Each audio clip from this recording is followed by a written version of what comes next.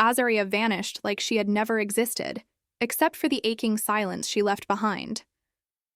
One moment we were arguing about something stupid, something that should have ended in a slammed door and a cold shoulder. The next, she was gone. Not blocked, not muted, just absent. No last message, no goodbye. Her apartment was emptied in under a day. Our shared photos disappeared from her accounts as if I'd never touched her, never kissed her, never meant anything at all. That kind of disappearance leaves a stain. I remember standing in our kitchen days later, staring at the chipped coffee mug she always used, the one with the faded pink handle. I should have thrown it away. Instead, I held it like it still contained her warmth. But it didn't. It never would again. People say ghosting is just a form of avoidance, but what Azaria did was something darker. It wasn't to avoid pain, it was to erase it. Me, us, everything. I called twice, just twice. The first went to voicemail. The second said, "This number is no longer in service." I laughed bitterly. That was the part she was good at. Making everything final without ever saying it aloud. By the third day, I stopped sleeping. I kept replaying the last words I'd said to her. "If you're going to walk away, do it, but don't expect me to follow." Turns out she did. And I didn't. Because pride is a cold weapon, and I was freezing in my own silence.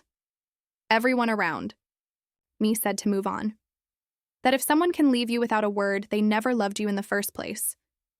But they hadn't seen how she used to curl into me at night like she'd fall apart without my heartbeat. They hadn't watched her cry the night her dog died, clutching my shirt like it was the only thing keeping her from breaking. She used to love me. I know that, which made her erasure of me feel like murder. So I did what I had to. I disappeared, too. Not just from her world, but from everyone's. Changed my number, left the city, deleted everything. If she could pretend I never existed, I could become someone who never needed her to. My name is Huck, and before she ghosted me, Azaria used to call me home. We weren't just lovers, we were history. The kind of history that builds slowly over time, like dust collecting in the corners of a quiet room. We met when we were 19. She was sitting on the hood of a car that didn't belong to her, waiting for someone who never showed up. I offered her a ride. She accepted without asking where we were going, and somehow that became the beginning of everything. Azaria wasn't the type of girl who walked into a room unnoticed. She had that rare, dangerous kind of beauty, the kind that doesn't ask for your attention, but punishes you if you don't give it. Wild hair she never brushed the same way twice. Eyes that always looked like they were holding something back. She smiled like she was hiding a knife behind her teeth, but when she loved fully. She gave me Sunday mornings wrapped in sheets and half-burnt pancakes. She gave me terrible playlists and even worse dance moves in the kitchen. She gave me her worst days too, shaky hands after arguments with her mother, long silences when the world felt too heavy for her to lift. And I held her through all of it. Gladly. For a while, we lived like that. Like two people who had found something rare and weren't foolish enough to question it. People would say we were magnetic, but that's not the right word. Magnets pull and push. We never pushed. We collapsed into each other. Azaria had this thing she used to say when she couldn't sleep. She'd roll over and whisper, "If I disappear, would you even know where to find me?" I always laughed it off, said, "You wouldn't get far." I'd always know where to look, but when she finally did disappear, I didn't know where to start. The fight that led to it wasn't extraordinary. It wasn't violent or cruel, just tired. She said I wasn't listening. I said she wasn't making sense. She said she felt invisible. I said she was being dramatic. The air got heavy. The distance between us on the couch stretched wider than the ocean. And then she left. No suitcase, no theatrics, just her keys on the table and silence where her breathing used to be. At first, I thought she needed space. A night to cool off, maybe two. But days turned into weeks, and her absence hardened into something more permanent. Her voicemail changed. Her socials went dark. The mutual friends, those who dared to answer me, said they hadn't heard from her either. She didn't just leave me. She deleted me. And maybe I deserved it. You see, I wasn't always good at showing what I felt. I loved Azaria deeply, but I didn't always say the right things. I wasn't great at big gestures. I didn't post her pictures online like she wanted. I didn't hold her hand in front of people enough. I didn't fight to make her feel chosen every single day, but I thought she understood. I thought she could see it in the small ways. The coffee already made when she woke up. The heat turned on before she got home. The texts when I knew she was anxious, just saying, "Breathe, I've got you." Apparently, none of it was enough.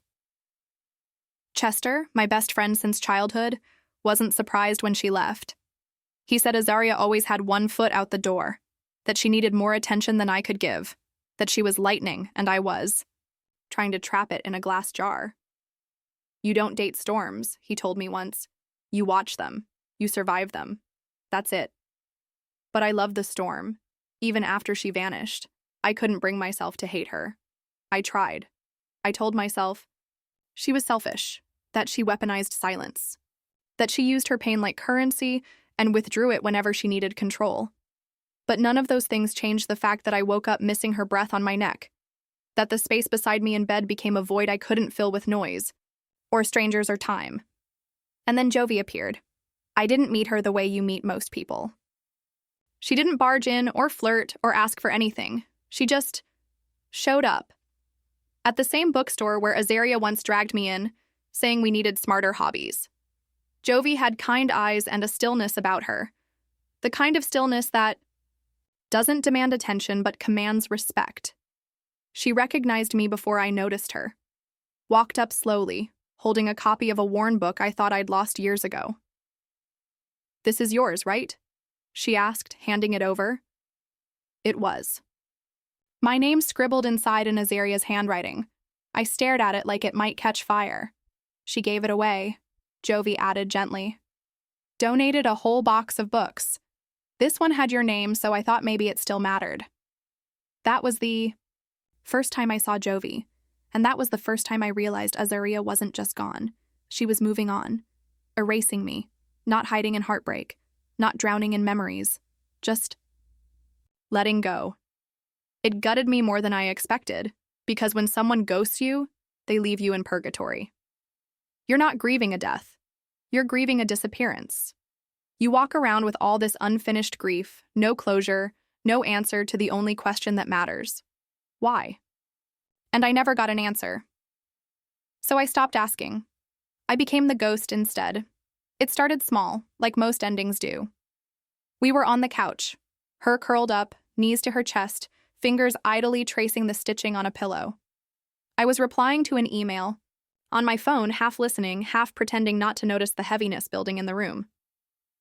"Huck," she said quietly, almost too softly. "Do you think we're okay?" I paused. Not because I didn't hear her, but because I did. And I knew what came next wouldn't be casual. "We fight sometimes," I said, "but that's normal." That's not what I asked. Azaria turned to face me. Her expression wasn't angry. It wasn't cold either. It was worse. It was tired. Like she'd already fought this battle 100 times in her head before speaking it aloud. "You don't even ask how I am anymore," she continued, her voice still soft but firmer now. "I come home and you're just there, like furniture." I looked at her, unsure whether to defend myself or stay silent. "You used to meet me at the door," she added. "You used to light candles, make tea, pull me into you like I was something you looked forward to." "I still do," I said, maybe too quickly. Her eyes flicked toward mine, skeptical. "You say that, but it doesn't feel true. Lately I've been wondering if you even notice when I'm hurting." My instinct was to say yes. Of course I noticed. But if I had, why hadn't I done anything? She took a breath, then dropped the match I didn't see coming. "I talked to Chester the other night." I blinked. "About what?" "He said you told him I was exhausting, that I needed too much."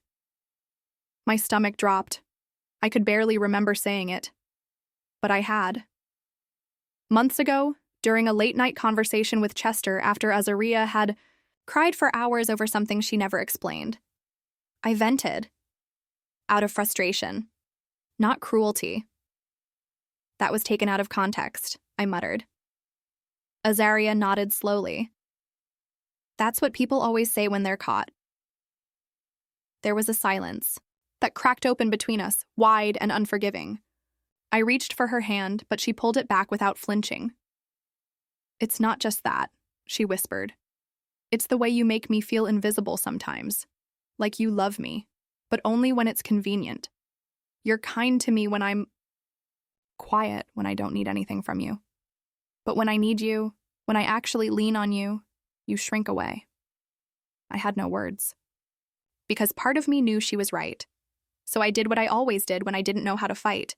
I got defensive. I'm trying, Azaria. I work long hours. I carry things too. Just because I don't collapse out loud doesn't mean I don't hurt. You think this is easy for me? She laughed bitterly. There it is. The guilt-trip defense. That's not what I'm doing. Yes, it is, she snapped, finally raising her voice. You want me to feel bad for needing you, for asking for more. But what you don't get, Huck, is that loving someone means showing up, even when it's hard. I stood then, frustrated and raw. I do show up. Where were you last week when I cried myself to sleep? I was here, Azaria. We were in the same bed. That's not the same. She stood too, her voice shaking but louder now. I feel like I'm living with a stranger who still uses my toothbrush holder. That's unfair. No, Huck. What's unfair is loving someone who only loves the version of you that doesn't need anything in return. We both stood there, breathing hard, tears on the edge of falling, but held back by pride. This wasn't just a fight. This was a fracture. She turned her back to me. I can't keep begging for crumbs and calling it affection. I wanted to stop her right there. I wanted to pull her back, tell her we could fix it. But I didn't. I let her pick up her bag, even though she didn't pack anything. I watched her grab her phone, keys, and nothing else. Huck, she said, quietly as she opened the door. I wish you had loved me better. Then she left. Just like that. No doors slammed. No last-minute apologies. Just the click of the door and the heavy quiet that followed. I didn't chase her. I waited hours. Then days. I convinced myself she needed time to cool off. She always came back before, but she didn't. No texts, no calls, no posts. Her phone line was deactivated within 72 hours. The address we once shared was no longer linked to her name. Mutual friends said they hadn't heard from her. And Chester, who always knew too much, refused to speak about her at all. Azaria ghosted me not because she was cruel, but because she believed I couldn't love her the way she deserved. The worst part wasn't that she left. It was that she might have been right. So I became what she accused me of being all along, distant, unfeeling, quiet. I buried myself in routines. Wake up, work, eat alone. Sleep beside a wall of pillows instead of a person. And when her ghost stopped haunting my apartment, I let mine leave with it. No note, no message, no closure. Because maybe the only way to understand her pain was to feel what she did, to disappear. Huck couldn't remember what day it was anymore. Morning and night had started to bleed into each other like watercolor on cheap paper, soft, shapeless, quiet. Everything around him looked the same, but nothing felt familiar. Not even his own reflection. Azaria's absence wasn't loud. It didn't scream in his ears or throw itself at the walls. It whispered. In the way the apartment stayed clean longer than it used to. In the sound of one toothbrush clinking in the glass instead of two. In the way the light hit the space on the couch where her legs used to rest on his lap. Some nights he stood in the hallway just outside the bathroom, remembering how she used to sing under her breath while brushing her teeth. Off-key. Always. The wrong lyrics. But she never cared. She'd glance at him in the mirror, grin with toothpaste foam on her lips, and say, "Don't look at me like that." Now there was no one to look at. He hadn't touched her side of the closet. Her sweater still hung there, some barely worn. He couldn't bring himself to move them. Folding them felt like admitting she wasn't coming back. He kept reaching for his phone, forgetting there was no number to call. He even tried once, typed out a long message, and hit send, only for the screen to flash undeliverable. The system had confirmed what his heart refused to. She was gone. But the worst part wasn't the loneliness. It was the second guessing. Maybe he had been too cold. Maybe she was right. Maybe the version of love he offered was too quiet, too reserved, too buried beneath logic and routine. Maybe she needed more than soft glances and the occasional hand squeeze. Maybe she needed the words he never said, the fight he never gave. And then came the guilt. Because a part of him still resented her. Not just for leaving, but for making it so easy. For walking out like their memories were disposable. For telling him she felt invisible while ignoring how hard he tried to hold everything together. Wasn't that love too? Wasn't waking up every morning and choosing to stay, even when it hurt, still love? He started to dream about her. Not the sweet kind of dreams. These were jagged, disjointed, like the fragments of their worst arguments mixed with images that never happened. Her running, him chasing, her laughing in a field he'd never been to, him watching from behind a fence, unable to climb. He woke, up breathless each time. Sleep became punishment. So did silence. He tried going out, coffee shops, parks, a bar once, but the music was too loud, and the drinks tasted like regret. That's when he met Jovi. She wasn't anything like Azaria. And maybe that's why Huck noticed her at all. Jovi was still. Her presence didn't demand a spotlight. She never leaned in too far, never pressed where it hurt. She'd sit next to him in the park and read without speaking. Sometimes she brought coffee, setting it beside him wordlessly. Other times she handed him a folded paper with a quote written in her loopy handwriting. "You're not broken," one read. "Just a person who loved hard and lost harder." He didn't know why she cared, or why it mattered that she did, but it did. And yet, every time Jovi smiled at him, he saw Azaria's eyes flash behind hers, because grief doesn't wait until you're ready to move on. It barges in and rearranges everything, even your peace. He once tried explaining it to Chester. She was here. And then she wasn't. No warning, no middle ground, just this sharp line, before and after. Chester had sighed. That's how people like her leave. Not slowly, they vanish. But she said she'd never disappear. She lied. Huck hated hearing it out loud. It made it too real. But Chester wasn't wrong. The more he remembered, the more it hurt. Not just what Azaria did, but the parts of himself he gave to her without hesitation. Pieces of himself that now felt wasted. He thought about how she'd whispered his name when she was half asleep, how she used to write little notes and hide them around the apartment, inside cereal boxes, in coat pockets, taped behind his favorite records. He found one last week, crumpled behind a drawer. It read, "Even on your quietest days, I still hear you. Don't stop loving me, okay?" He cried in the dark that night. Not loud, not messy, just silent tears that pooled and soaked into the pillow before he could wipe them away. The truth was, he wasn't angry at Azaria for ghosting him. He was angry that he still wanted to forgive her. Angry that even after all the pain, if she walked through the door tomorrow, he didn't know if he'd yell or fall into her arms. That uncertainty was killing him. Jovi once asked him, "Do you believe people who leave deserve to be let back in?" He hadn't answered, because deep down, he didn't know. Maybe that's what heartbreak really was, not the absence of someone, but the absence of knowing what you're supposed to do. With everything they left behind. The memories, the confusion, the love that has nowhere to go. So Huck stayed in limbo, one foot in the past, one barely touching the present. Waiting, not for Azaria to return, but for the pain to mean something, for the silence to finally say something. Back. It was a Wednesday afternoon when Huck found out Azaria had been back in the city for nearly a month. He didn't hear it from her. He heard it from Jovi. They were sitting outside a bookstore, Jovi flipping through a worn poetry collection, Huck pretending to read while mostly watching the shadows shift on the pavement. I saw her, Jovi said casually, like she was commenting on the weather. Azaria. Last week. She was with someone. The words didn't land immediately. Huck blinked, unsure if he'd heard right. What? Jovi didn't look up. Downtown. By the art gallery. She was holding hands with a guy. Tall, sharp suit. Looked like a lawyer or something. He felt the air in his lungs freeze. Jovi finally glanced over. I wasn't going to tell you, but I thought maybe you should know. He swallowed hard, pulse pounding. Did she see you? I don't think so, but I saw her clearly. Huck didn't say anything else. He couldn't. His mind was spinning too fast. Because that wasn't just a casual update.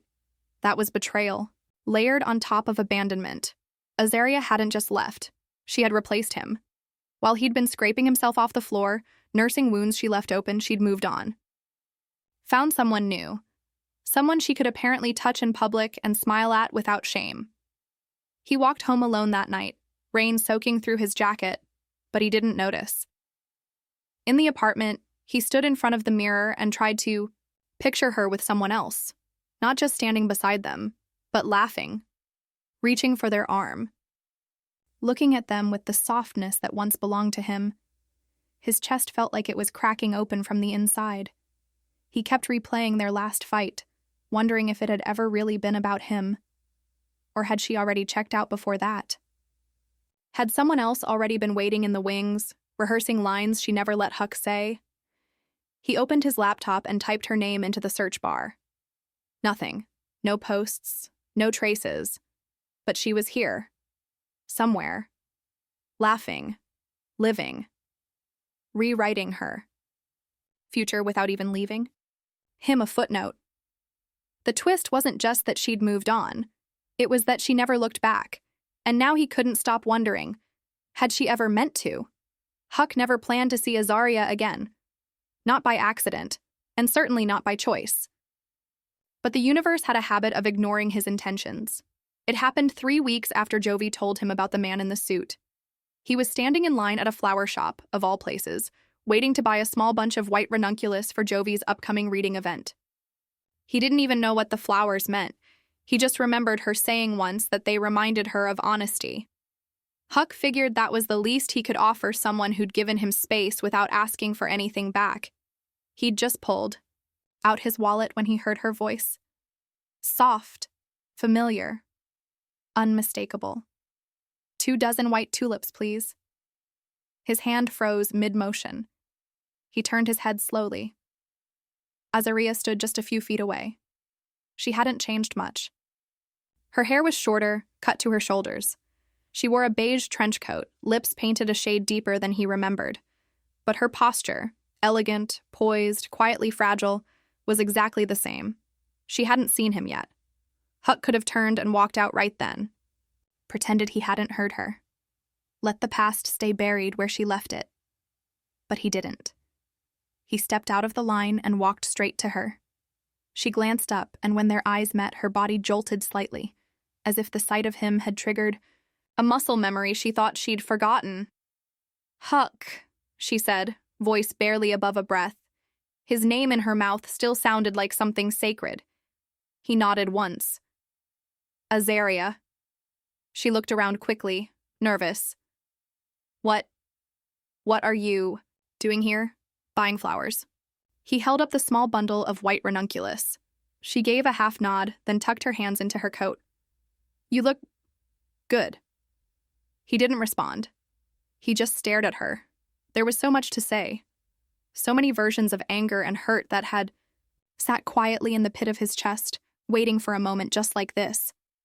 And yet when he opened his mouth, all he said was, "You didn't just leave me. You erased me." Azaria blinked. Huck didn't raise his voice. He didn't shake, but his words were sharp, deliberate. I looked for you, not just online. I went to places we used to go. I asked people. I kept thinking maybe you needed space, but you didn't need space. You needed absence. You needed me gone. I didn't know how else to leave, she whispered. That's not true. Huck said. You just didn't want to deal with the version of me who might have fought for you. You left before I could say anything. You left before you had to answer anything. Azaria looked down at the counter. The florist stood awkwardly nearby, but neither of them noticed. The moment swallowed the room. You said once that I only loved you when it was convenient, he continued. But did you ever think about how hard I tried to love you even when I didn't know how? I gave you everything I understood about love. I know it wasn't perfect, but it was real. And you threw it away like it was noise. Her lip trembled slightly. You didn't see me. I saw everything about you, Huck said, stepping closer. You just stopped believing that mattered. Azaria closed her eyes, a single tear slipping down her cheek. I was scared. I thought if I waited for you to change, I'd lose myself. So you chose to lose me instead. She didn't deny it. They stood in silence for a long time. Then Huck asked the question he'd never let himself speak out loud. Was there someone else? Azaria hesitated. No, not at first. He nodded slowly. That answer was both a relief and a blade.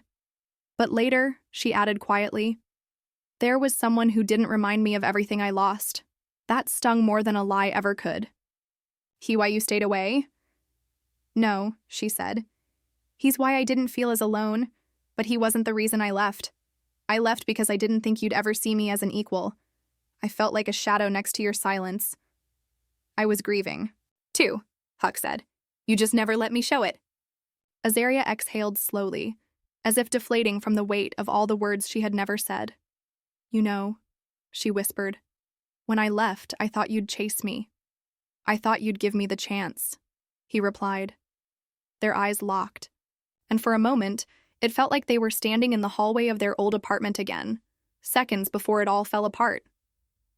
I'm not that guy anymore, Huck said, the one who waits around hoping to be enough. Azaria gave a faint nod. And I'm not the girl who needed to disappear just to feel seen. The florist finally cleared her throat. Would you like your flowers wrapped? They both turned toward her. Yes, Azaria said softly. I'll take them to go. Huck paid for his bouquet in silence. When he stepped outside, the cold air hit him like a memory. Azaria followed a few steps behind.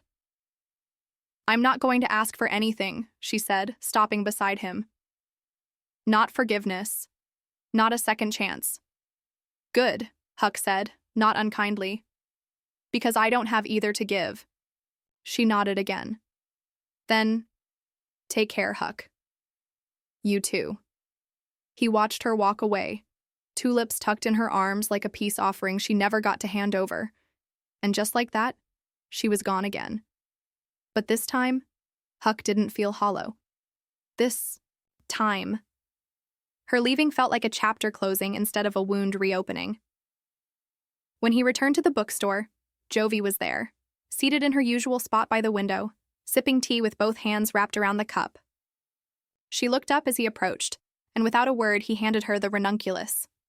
She blinked. What's this for? Honesty, he said. And for staying. Jovi smiled and moved her bag so he could sit. Outside, the sun pushed gently through the clouds. And for the first time in a long time, Huck felt something close to peace. Not because Azaria was gone, but because she no longer had the power to make him disappear with her. Weeks passed, and the world, stubborn as ever, kept spinning. Huck didn't rush to heal. Healing was never about rushing. It was about sitting in the aftermath and letting the silence teach you something. He worked. He walked. He let time do what time does best. Quiet the noise, not erase it, but dull it enough to breathe again. Jovi stayed. She never tried to replace anything or anyone. She never asked for more than Huck could give. She just existed beside him, like shade on a summer day, unnoticed until you stepped into it and finally realized how much you needed the relief. They didn't call it love. Not yet. Maybe not ever. But whatever it was, it didn't feel like drowning. One morning, Huck received a letter. No return address, just his name. Inside was a single folded paper, thick, creamy, expensive. The handwriting was unmistakable. Azaria, he hesitated before opening it, then read, "You were right. I erased you, and it haunts me now. I don't expect forgiveness. I don't even expect a reply. But I wanted you to know. He left. Not because of you. Not because of anything you did. Just because some people aren't meant to stay. But you were. You always were. And I chose wrong." There was more, but he stopped reading. He didn't need the rest, because finally the power had shifted. She had built a future without him and watched it crumble. She had ghosted the man who would have bled for her, only to end up haunted by her own echoes and Huck. He was standing, breathing, living. He didn't feel pity. He didn't feel warmth. He didn't even feel the sting of memory anymore. He folded the letter once, then twice, then slipped it into the back of a drawer and shut it away. But he wasn't done. Closure didn't mean silence. Sometimes closure came as a message not meant to wound, but to remind. He opened his laptop and crafted a short email. No anger, no emotion, just facts. "Azaria, thank you for your letter. I'm sorry your decisions led you to regret. As for me, I'm doing well. I've accepted a new position overseas and will be relocating soon. Jovi and I are moving forward with something real. Something built on presence, not absence. I hope someday you find that too. Until then, please don't contact me again."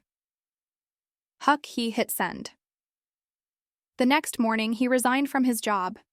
The new offer in Copenhagen had come weeks ago. He just hadn't found the courage to accept it until now. He called Jovi that evening and asked her to come over.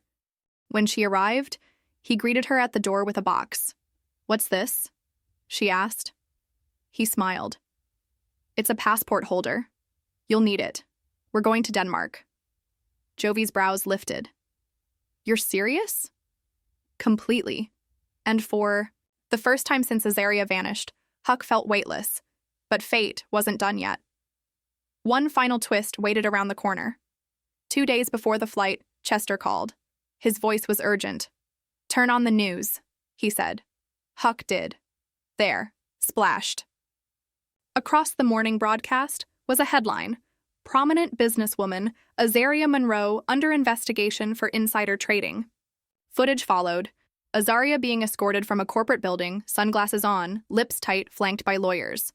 Her once golden image was tarnished now, unraveling like threads from an expensive coat. Huck didn't flinch. He just turned the yakyar volume down. He knew she had gotten involved with powerful people. Knew she was trying to climb too fast, too high. What she hadn't known was that the man she clung to after leaving Huck was under federal watch. She had walked right into his trap. She ghosted Huck for a man who now ghosted her into handcuffs. Wasn't revenge. Huck never touched a single thread in that unraveling sweater.